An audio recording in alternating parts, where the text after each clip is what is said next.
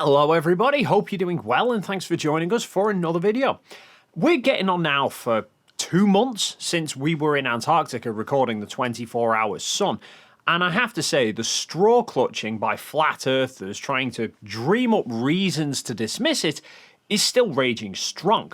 We've got people claiming that it was all CGI, others claiming that there was actually a giant laser in the sky, some claiming that the shadow from Mount Rossmann is missing, even though it's actually there.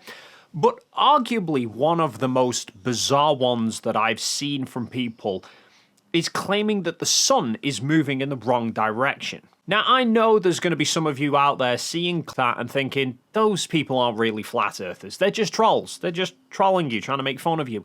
But I've actually seen flat earthers arguing about this with other flat earthers. The sun continuously goes east to west. That is the direction the sun travels. In their video, they're showing us west to east sun going in circles around them. How is it that nobody's getting this, dude? It's you're failing to comprehend relative directions. In terms of relative directions. No. You failing to comprehend sun's direction, bro. How is it that you're not getting it yet, Nathan? Hold up. When the sun is in the north and it's making a circle, is it going west to east then? Why has this never come up then? If it's such a strong argument.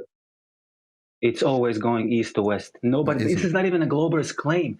The sun goes west to east on the bottom of the globe. It's never been their claim. But the first, bro, please, like I'm talking, bro. Who the fuck is talking right now? Chill, relax, mush. Wait a second. So you observe west to east sun. Yeah, I tried to explain this to you last time. It reaches its apex. My God, bro. In the height of summer. Oh my God. I don't need you to say, oh my God, through the top of me, mush. I'm trying to communicate with my audience. I don't need your oh my God through the top of me telling you my personal first-hand experience of that which you say doesn't happen. It does change its direction. The issue that they're having here is they're conflating east and west with clockwise and counterclockwise. They're saying that the sun in the footage is traveling from west to east, but it should be traveling east to west. In reality, it's not a question of east and west. Is the path going clockwise or counterclockwise? Or arguably left or right. And the daftest part about this is you would still see this reversal of apparent direction between north and south, even on a flat earth. So, their argument is stemming around east and west. It's common knowledge that the sun rises in the east and it sets in the west. But they're arguing that the sun is traveling west to east. Except several hours after you watch the sun set in the west, it rises again in the east. So it must have therefore travelled west to east in order for it to get from where it's set in the west round to where it's rising the next day in the east. Even where there is a 24-hour sun, you see this. For example, where we were recording in Antarctica, Mount Rossmann is south of the camera, the hut is north of the camera. The direction with the mountains spanning across the horizon is west, and the clear horizon is east.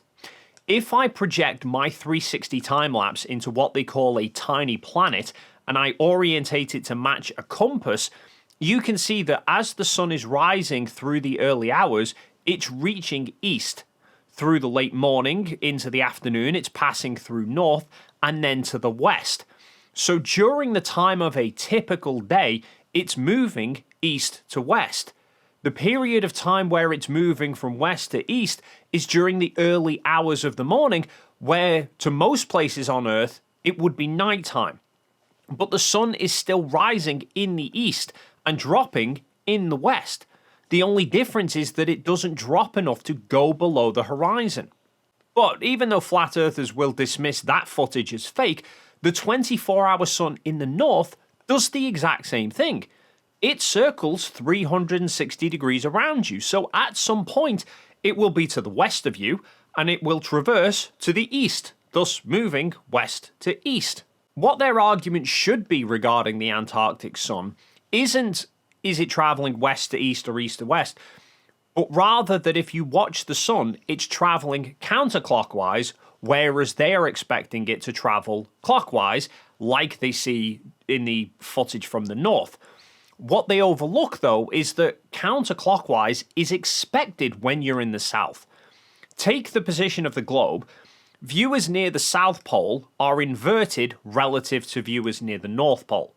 So if viewers in the north are seeing an object moving left to right across their vision, then anyone inverted will see that object move right to left relative to them. If you stand at the North Pole, you would see the sun come into your vision from your left and traverse across you to your right. But if you were to hang yourself upside down at the North Pole, the sun would now come into your vision from your right and traverse to the left. Of course, flat earthers will probably say that's presuming a globe and that's presuming antipodal positions. But even on a flat earth, the sun would pass by you right to left in the south. Take the equinox, for example. We know that on the equinox, the ground position of the sun is perfectly over the equator. So around noon, anybody in the northern hemisphere would have to be looking directly south to see the sun, and they would see it move left to right. Anybody in the southern hemisphere would be looking directly north, and the sun would be moving right to left. And we saw this not only in Antarctica, but also when we were in Chile.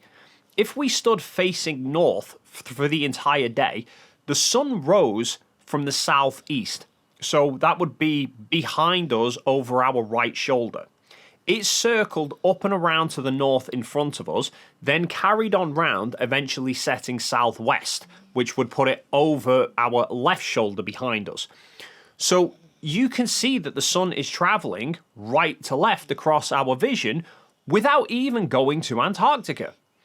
We saw it for ourselves in Chile. People in Australia and New Zealand and South Africa all see the same thing. Not only of the sun moving right to left in their vision, but in the local summer, the sun rises and sets south of them, despite them being south of the tropics. A point that even Flat Earther Sovereign Soul Unchained Mind said would point towards the Earth being a globe. But I was thinking, when you're in that place, regardless of whether you're on a globe or whether you're on a flat, you are going to be south of the Tropic of Capricorn. You're going to be south of the furthest zenith position that the sun makes. So you are going to have to look north to see the sun. And it would be real simple that as it traverses to the west, if it arcs in a west by northwesterly direction at all, you're not on a globe. If it's going past you in a west by southwest direction, in other words, angling off to this way, arcing around you, then you're definitely on a globe. No surprises, though, that since we made that observation in Chile, he's still claiming the Earth is flat and is seemingly avoiding trying to explain the observation. I mean, the funny part about that for me is that Sov is regularly on Flatzoid's live streams. Flatzoid is a flat earther who lives in South Africa, south of the tropics. So I'm not quite sure why Sov needed to wait for us to go to Chile to observe the sun rising in the south when he could have asked Flatzoid to verify that for him months ago.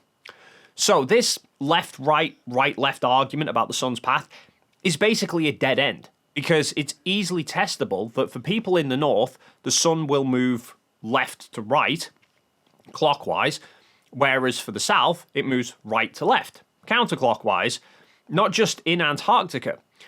What is a more pressing argument, though, is that during local summers, people all across the northern hemisphere, north of the Tropic of Cancer, see the sun rise and set further north of their location, and 6 months apart, people all across the southern hemisphere, situated south of the Tropic of Capricorn, see the sun rise and set further south of their location. A globe is easily able to explain why we observe that, but I am still waiting to hear an explanation for how it is possible over any flat surface. So, that's going to conclude this video. As always, feel free to leave your thoughts in the comments down below. If you enjoyed this video and you haven't already done so, then please consider hitting the like and subscribe buttons, and hopefully, we'll see you in the next video.